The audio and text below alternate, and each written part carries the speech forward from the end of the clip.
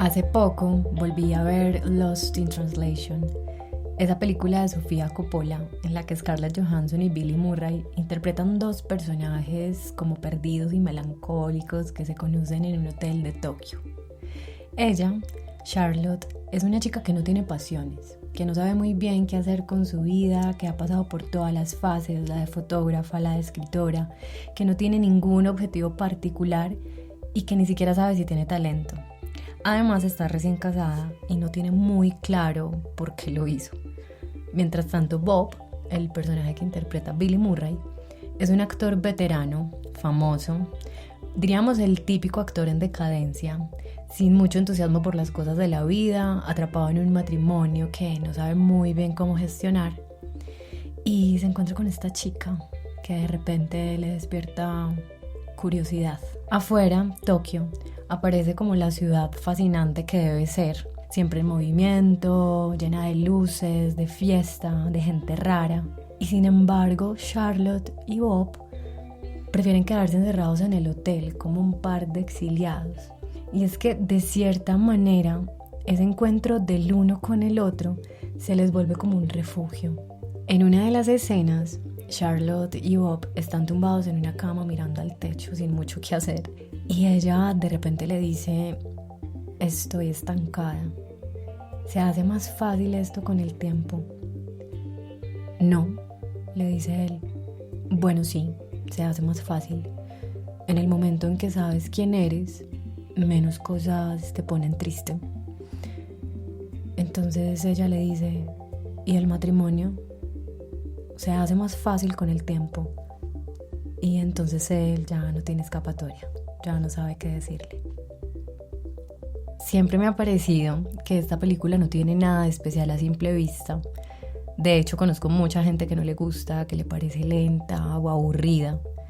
Pero a mí lo que me gusta es que estos dos personajes están ahí todo el tiempo frente a la cámara, simplemente para que los observemos y para que los comprendamos tal y como son, para que los dejemos estar en esas escenas íntimas, para que respiremos Tokio a su manera, para que sintamos su soledad, su entusiasmo del uno por el otro en medio de esa desorientación. Y creo que ahí es donde reside el encanto de esta película, que habla de esas conexiones profundas que muchas veces hacemos con personas independiente de su edad o de las circunstancias en las que los conozcamos, pero a las que nos unimos de manera sincrónica, quizá porque de alguna manera estamos en momentos de la vida similares. Y esos encuentros, esas amistades, esas relaciones nos sirven de puente, nos ayudan a atravesar al otro lado.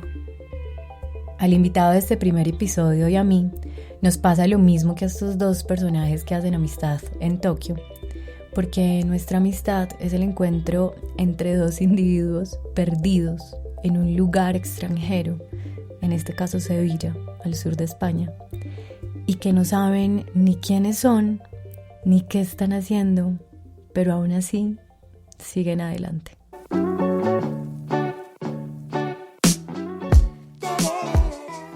Conversaciones con gente normal, amigas, amigos, apasionados, expertos o no, ¿qué importa? En el fondo todos tenemos algo para decir, porque estamos llenos de preguntas, de historias, de obsesiones, de puntos de vista, de aprendizajes, de placeres, que hacen que nuestra cotidianidad sea mucho más extraordinaria de lo que creemos. Este es un podcast para celebrar la creatividad, la inspiración, la curiosidad y, ¿por qué no?, la imperfección.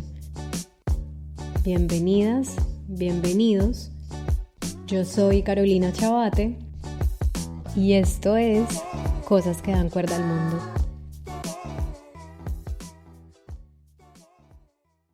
Alessandro Triaca Sánchez es hijo de una mexicana y un italiano. Nació en México, está casado con una francesa que conoció en Rusia y con quien tiene una pequeña hija española. Es autor de una novela que transcurre en Berlín y que fue escrita casi toda en Australia y en Nueva Zelanda. Le gusta ser extranjero y tomar fotos análogas con una Nikon F3 que le regaló su padre, pero no le gusta ver fotos de momentos en que fue feliz. Le gusta ver reír a la gente, pero no le gusta escuchar los latidos de su corazón ni los de las personas que quiere. No le gusta mentir, si bien dice tener cierto talento para hacerlo, y sobre todo le gusta leer.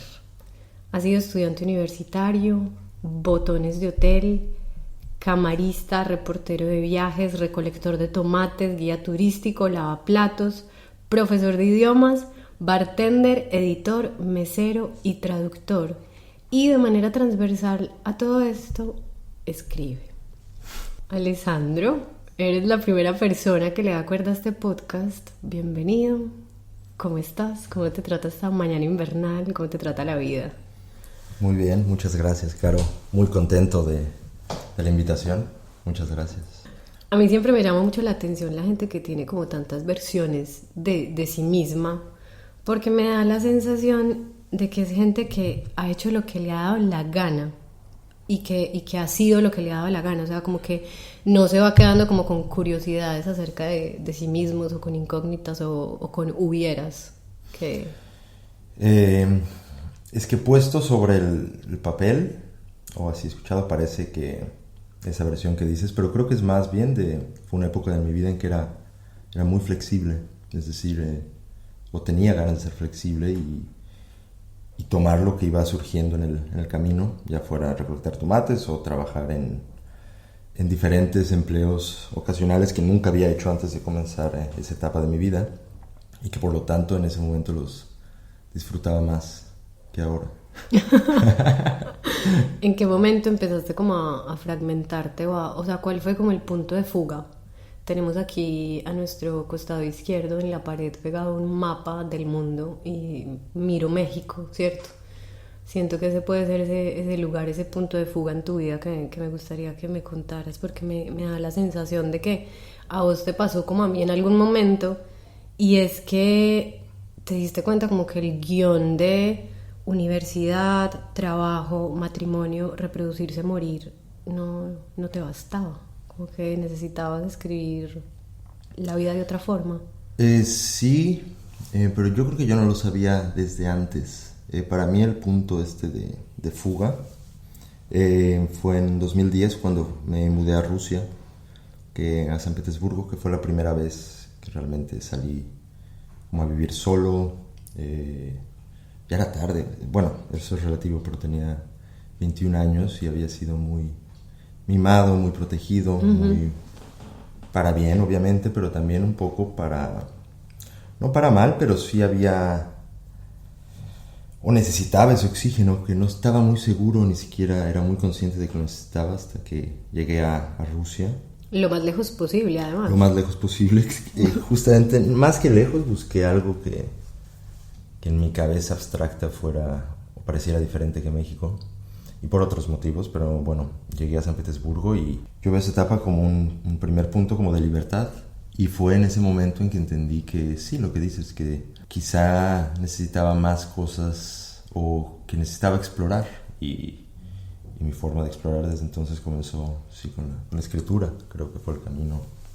Alessandro, como lo mencioné, es autor de una novela que se llama Berlín Atómico, y esta novela es muy divertida y es además una novela muy profunda, porque todo el tiempo leyéndola no dejaba de pensar que tienes una mente muy afilada, o sea, que escribes con un lápiz mental muy afilado, muy refinado además, y es una novela muy mexicana, es un lenguaje muy mexicano. Como que cada vez que la leía, creo que empezaba a hablar mexicano en mi casa y a decir chingada y no sé qué. Eso me encanta, porque es una novela como que se te mete en la vida cotidiana mientras la vas leyendo. Es en parte como un elogio a la amistad. A veces me costaba creer que estaba leyendo a un amigo y sentía más bien que estaba leyendo a a un escritor famoso por ahí de premio Alfaguara, por ejemplo. De esa novela rescato muchas cosas, pero hay algo que dice uno de sus personajes, y es que la distancia es la ventana idónea para reinventarnos. la separación es un elemento necesario para la creación artística. Porque de alguna manera, cuando estamos lejos, pues no tenemos que guardar apariencias con nadie, ¿no? Es lo que propone un poco ese personaje. Entonces, no me parece gratuito que te hayas ido a Rusia y te relacione un poco con ese personaje. Sí, yo estoy de acuerdo con ese personaje o con esa postura, al menos en mi caso. De hecho, admiro a la gente que no tiene que irse a otro lado, no importa la distancia, pero alejarse para poder reinventarse. Creo que en mi caso quizá porque ya tenía una persona muy configurada en México y sentía que no podía buscar ese espacio, no iba a encontrar espacio para reinventarme en México, o que no lo podía, no sé por qué a la fecha, pero creo que mi sombra en México ya me determinaba demasiado, y esa libertad de llegar a un lugar y decir, aquí nadie me conoce, aquí nadie, para mí era muy liberador, porque también soy muy consciente de mi entorno y para mal lo digo, es decir, soy una persona que a veces, ya me lo he ido quitando, pero me preocupaba encontrarme a alguien en el supermercado o cosas así muy absurdas a que ahora las veo, pero en ese entonces como que el anonimato era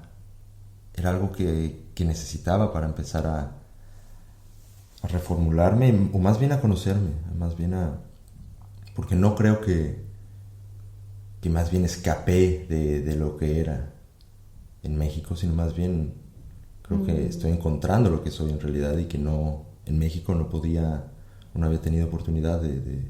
¿Hace cuánto ya esa huida al encuentro? 10 años. Digo, también después de Rusia regresé a México un par de años, pero ese fue el punto de inflexión. El punto de fuga del que hablábamos, como que ya sí, ahí, ya no hubo vuelta no se atrás. puede, sí. Yo creo que es algo que seguramente tú has experimentado, y toda la gente que ha tenido el privilegio, porque yo lo considero un privilegio, esta cuestión como de exiliarse por decisión, ¿no? Eso ya es como tenerlo muy claro. También cuando los momentos son duros, también es importante tenerlo claro, que es un privilegio, pero en fin, yo creo que todas las personas que han sentido eso, que han podido salir de sus casas, moverse a otra parte del mundo, empezar de cero, volver siempre es difícil, y creo que es difícil porque se da cuenta uno muy a menudo de que el que cambia es uno y no los demás. Entonces, como ese desfase que ocurre entre lo que éramos y lo que somos después de este tipo de experiencias, pues es complicado, ¿no? A mí siempre me da la sensación de que quedarse tenía un atractivo horrible para mí, y era suprimir la duda, suprimir la indecisión, que bueno, ahora cuando ya uno tiene 30 años no es tan divertido estar en duda e indecisión constante, pero que cuando uno tiene 20 uno no quiere suprimir eso. O sea, la indecisión es fantástica, es estimulante, la duda también, y un poco quedarse en contra de ese impulso de irse lo hace uno simplemente como para pertenecer, ¿no? Pues como para pertenecer a esa identidad que nos viene cultural, de nacimiento, de familia. Sí, tocas ahí dos cosas que creo que son importantes. Uno es la identidad, que es algo que es muy relevante para mí en este momento, porque estoy un poco extraviado también. O es un momento en que, después de tantos cambios, después de tantos lugares en los que he vivido y comunidades a las que he pertenecido, encontrar mi identidad es complicado, porque creo que la etiqueta nacional, es decir, definirme como mexicano o como de cualquier nacionalidad, ahora ya no es que no sea mexicano, por supuesto que soy mexicano, pero soy otras cosas. Soy un mexicano que vive fuera, pero soy, no sé, la cuestión de identidad es mucho más difícil establecerla cuando no tienes estas superestructuras como una religión o como una nacionalidad, o como nosotros, tú y yo acá, que realmente vivimos en esta ciudad. Pertenecemos a una pequeña comunidad, pero todavía no pertenecemos